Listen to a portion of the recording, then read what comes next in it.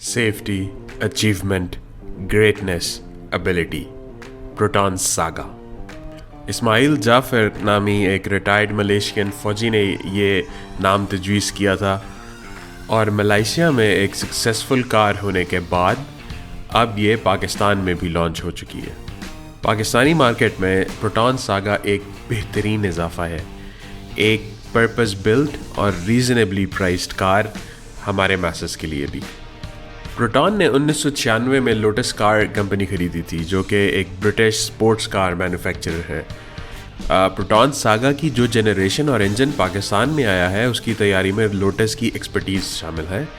और इंजन तो ये 2000 में लोटस फैक्ट्री में ही ग्राउंड अप डेवलप हुआ था।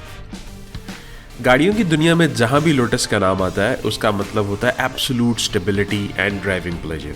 ये नाम याद रखना इस वक्त ज़रूरी है क्योंकि वीडियो में आगे जाके भी इसका तज़किरा आएगा। पाकिस्तान में नॉर्मली जब गाड़ियाँ लॉन्च होती हैं तो बाहर की मार्केट्स की निस्बत उनमें बहुत सारे फीचर्स निकाल लिए जाते हैं। प्रोटॉन सागा की लॉन्च से पहले भी हम लोगों का काफ़ियों का यही ख्याल था कि शायद इसमें भी कोई ना कोई डंडी मारी जाएगी, लेकिन ऐसा नहीं है और बेहतरीन फ़ीचर्स इस गाड़ी में उन्होंने दिए हैं जो कि इंटरनेशनल मार्केट में मौजूद हैं।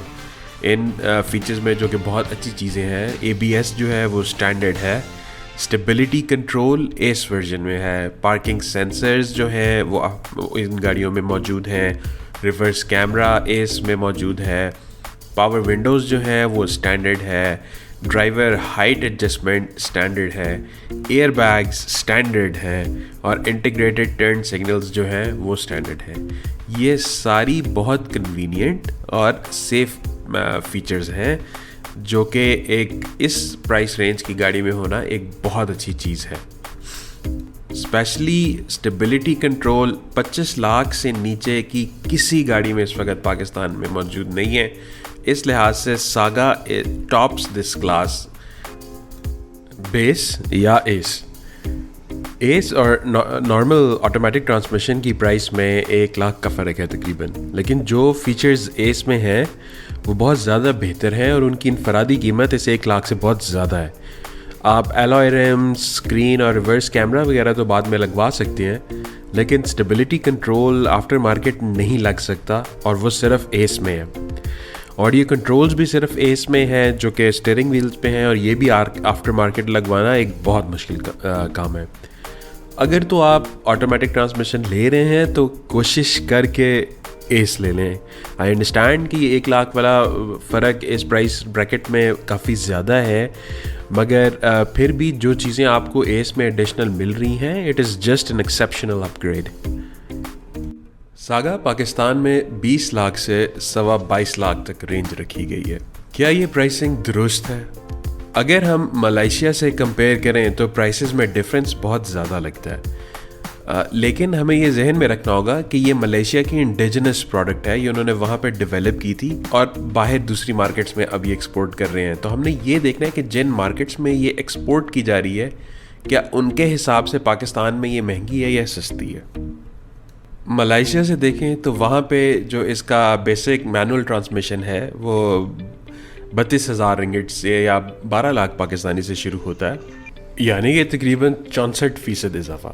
लेकिन हम अगर इसी कंपनी की X70 को देखें जो मलेशिया में पाकिस्तान के लेवल वाला एग्जीक्यूटिव शुरू होता है, वो 1 लाख तो 700 रिंगिट या तकरीबन 40 लाख पाकिस्तानी रुपए से शुरू होता है, यानी कि उसमें फ़र्क सिर्फ 17% है। सागा क्योंकि मलेशियन मेड है इसलिए शायद ये फ़र्क ज़्यादा है और X70 मलेशिया में भी CKD आता है, इसलिए हमें वो मार्केट्स देखनी पड़ेंगी जिनमें या तो ये एज अ CBU एक्सपोर्ट होता है या CKD एक्सपोर्ट होता है। एक वाहिद मार्केट जिसका मुझे पता है जिसमें ये एज अ CKD किया जाता है वो है केनियन मार्केट। केनिया में ये स्टार्ट होता है 13,42,000 केनियन शिलिंग से, जो कि तकरीबन 19 लाख पाकिस्तानी रुपए बनते हैं, और जो इसका एस मॉडल वहाँ पे है वो 15,74,000 केनियन शिलिंग्स का है, जो कि 22,40,000 पाकिस्तानी रुपए बनते हैं। इस हिसाब से तो ये गाड़ी बिल्कुल उसी प्राइस में इन्होंने यहाँ पे लॉन्च की है जिस प्राइस में ये केनिया में दे रहे हैं। और अगर हम इसका वहाँ पे प्राइस देखें जहाँ पे ये बिल्ड यूनिट एक्सपोर्ट हो रहा है, तो इजिप्ट में ये तकरीबन 1,66,000 इजिप्शियन पाउंड की सेल हो रही है इसका बेस मॉडल, जो कि 16,30,000 पाकिस्तानी रुपए बनता है, और जो इसका टॉप मॉडल है वो 2,03,000 इजिप्शियन पाउंड यानी कि तकरीबन 19,81,000 पाकिस्तानी रुपए में हो रहा है। तो उसमें फ़र्क आप देखें तो वो वही है, ये 13-14% वाला फ़र्क है, जो कि एक एक्सेप्टेबल डिफरेंस है, क्योंकि वो वाली मार्केट्स जो हैं गल्फ़ की मार्केट्स में कार प्राइसेस कम हैं। अब अगर हम नेपाल के साथ इसका रेट कंपेयर करें, तो नेपाल में भी क्योंकि ये कम्प्लीटली बिल्ट किया जाता है, तो वहाँ पे इसकी प्राइस है मैनुअल ट्रांसमिशन की तकरीबन 38 लाख नेपाली रुपया या 50 लाख पाकिस्तानी रुपए, और ऑटोमेटिक ट्रांसमिशन की वहाँ पे इसकी कीमत है 43 लाख नेपाली यानी कि तकरीबन 55 लाख पाकिस्तानी रुपए। हम इसको अगर कंपेयर करें तो करोला जो है वो नेपाल में 66 लाख नेपालियों से शुरू होती है। तो इस हिसाब से अगर हम देखें तो प्राइस डिफरेंस इनका बिल्कुल मौजू है जो इन्होंने पाकिस्तान में दिया है।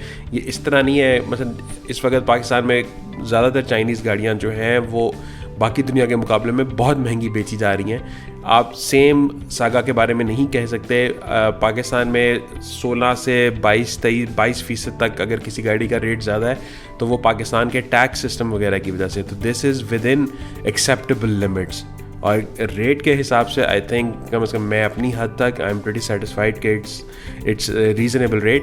मेरी अगर आपने पिछली वीडियो देखी हो तो यही हिसाब किताब लगाने के बाद मैं इस नतीजे पे पहुंचा था कि हद हो तो जो इसका टॉप एंड मॉडल है वो 21 लाख का होना चाहिए। इन्होंने 22 लाख और कुछ और 25,000 का रखा है। मेरा ख्याल है कि अंडरस्टैंडेबल है, कुछ ना कुछ उसमें चीज़ें ऊपर नीचे होंगी। अगर तो ये सारे फीचर्स इन्होंने हमें दिए हैं जो बाहर की मार्केट्स में हैं, तो the price is reasonable, very reasonable in Pakistan.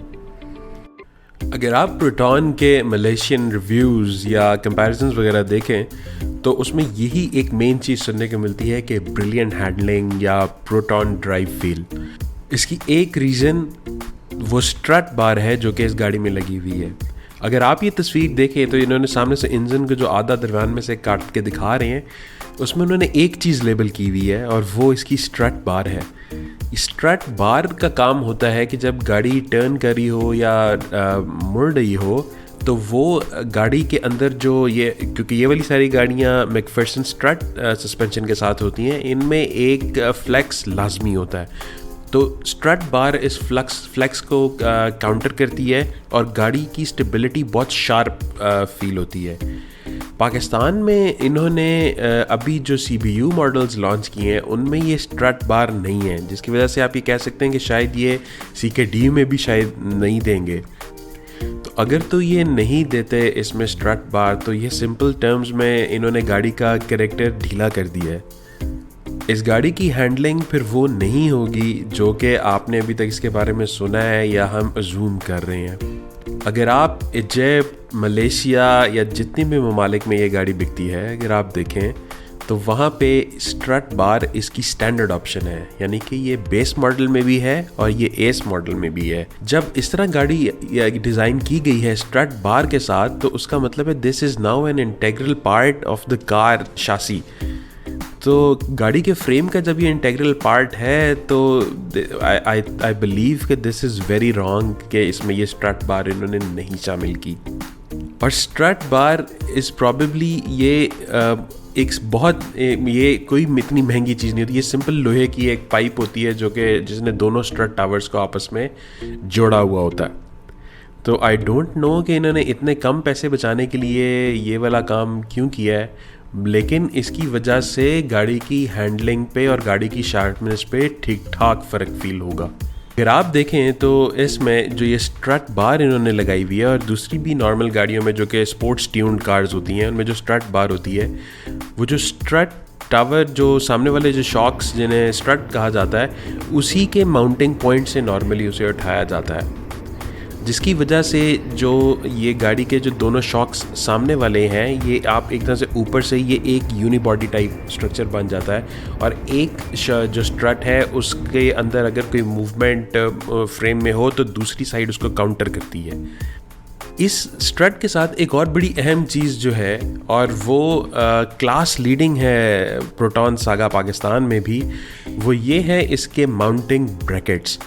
अगर आप देखें तो इस रेंज में किसी गाड़ी में 3 पॉइंट एंकर माउंटिंग ब्रैकेट्स नहीं आते स्ट्रट्स के पाकिस्तान में।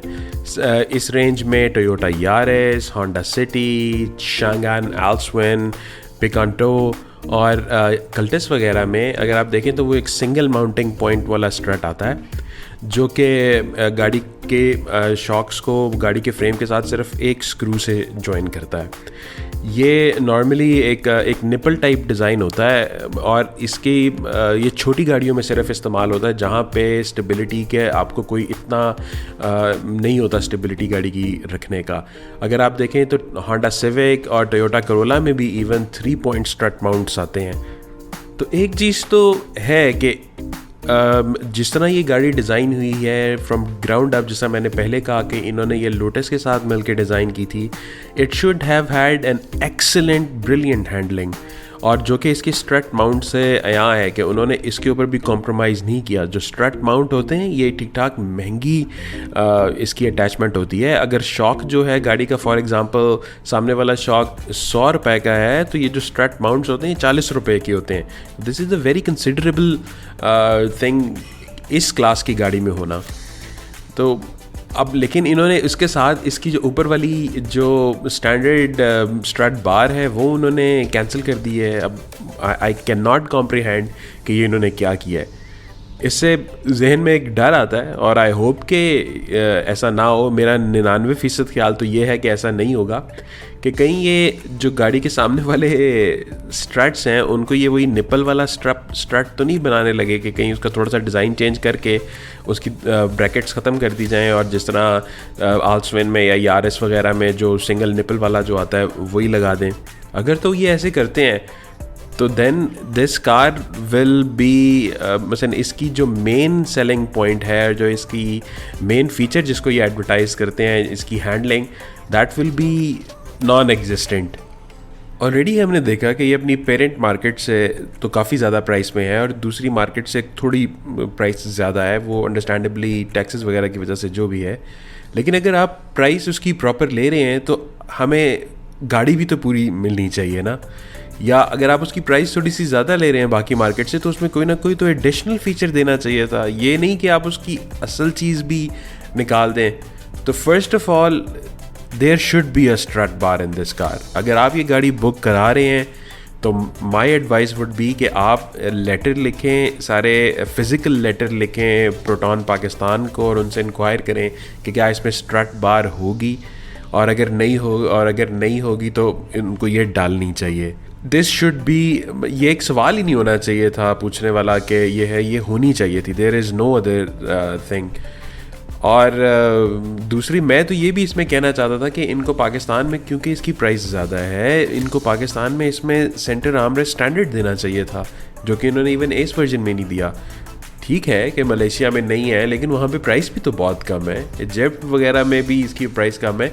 आप you have to give some value added feature अगर आप उसकी प्राइस बढ़ा रहे हैं।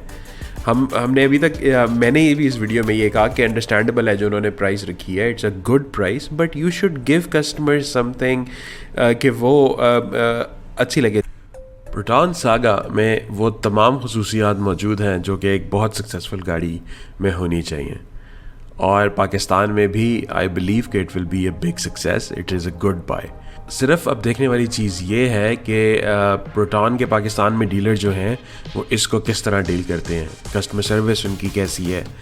इस वक्त पाकिस्तान में उनका प्रीवियस ट्रैक रिकॉर्ड कुछ लोगों को अच्छा नहीं रहा, जिसमें फॉर V2 गाड़ी शामिल थी उसमें आप, लेकिन फिर भी आप इनको ये एज दे सकते हैं कि फॉर V2 जो थी वो उसकी पेरेंट कंपनी ने खुद ही डिसकंटिन्यू कर दी थी। तो आई डोंट नो कि उसके स्पेयर पार्ट्स वगैरह का जो इशू था, बट दिस इज़ व्हाट जो प्रोटॉन पाकिस्तान है उस they should learn from it, and उनका प्रोएक्टिव अप्रोच होना चाहिए।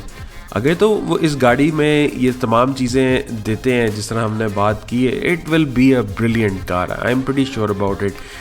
इसकी अच्छी खासी हिस्ट्री है इस गाड़ी की, इसकी कोई उस तरह नोन फॉल्ट्स नहीं हैं इसमें। पहले CVT वाला एक एरर आता था, इसमें CVT उन्होंने दी नहीं है। ये नॉर्मल एक Hyundai की ऑटोमेटिक ट्रांसमिशन है जो कि एक बहुत अच्छी ट्रांसमिशन है। I wish this car good luck and we hope कि it will be a success as well.